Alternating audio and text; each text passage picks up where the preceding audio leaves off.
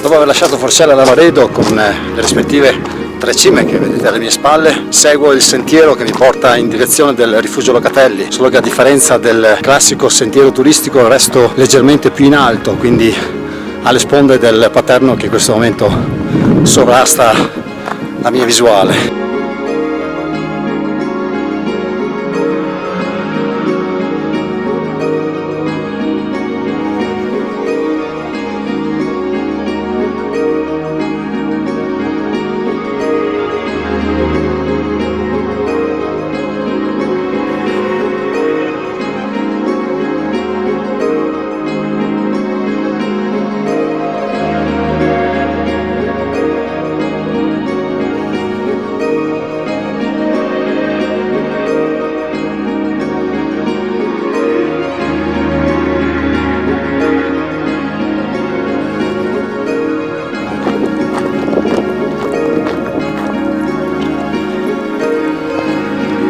Dopo il rifugio Locatelli inizia la lunga discesa verso la valle del Sasso Vecchio per ritornare al mio punto di partenza, la Val Fiscalina.